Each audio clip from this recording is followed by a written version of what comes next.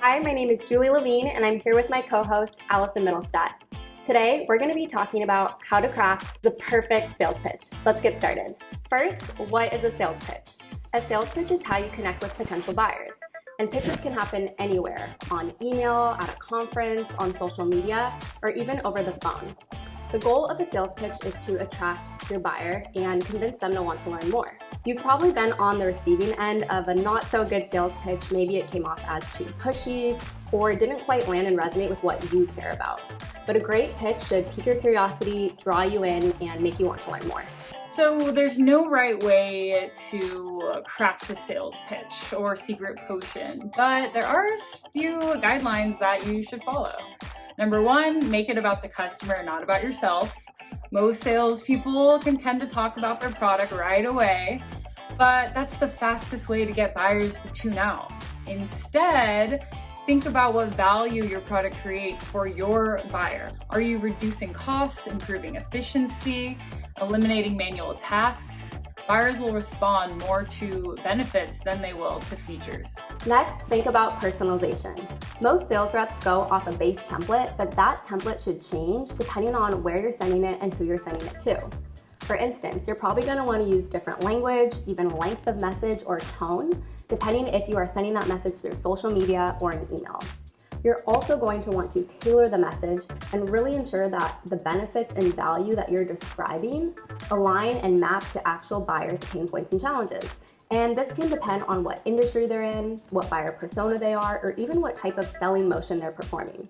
So as an example, someone in healthcare may have very different pain points than someone in manufacturing. Finally, always end with a call to action. What do you want the buyer to actually do? Do you want them to call you back? Do you want them to respond with times to meet? Do you want them to introduce you to somebody else? Giving your buyer a specific call to action boosts the likelihood that you'll get a response.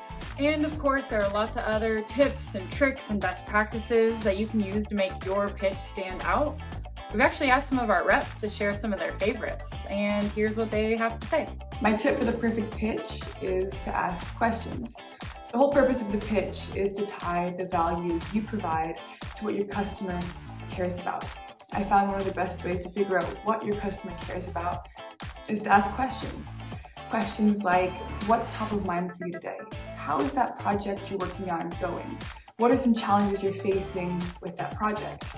Obviously, you can ask more specific questions based on who you're talking to, but that provides a great insight into what matters to your customer. That way you can tie your value in and pitch directly to that. My tip for delivering the perfect pitch is to stop and take a second to breathe.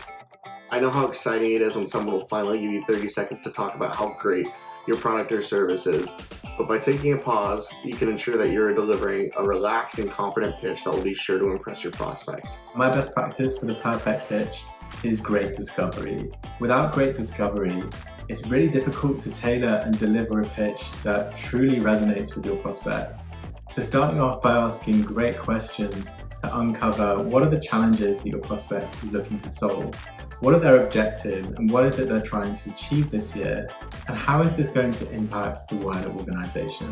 My number one tip for pitching is to always focus on the problems that you solve and not necessarily the fine details of how you're going to do it.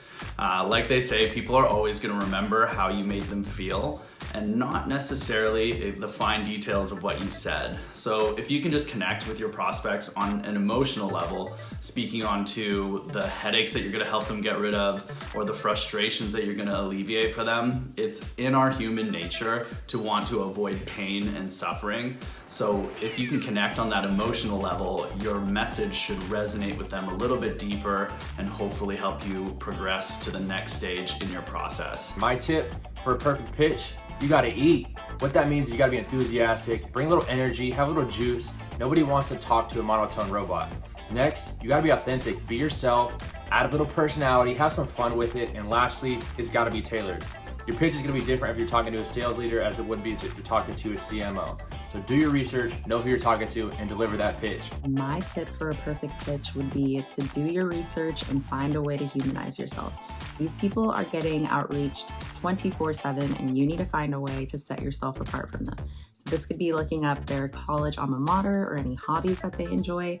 This could be something that happened at the company, such as a new round of funding. You want to leverage any information you can use to prove that you're not an automated template. And that is my tip for a perfect pitch. Bye. All right, so let's put all this great advice into practice with a real life example.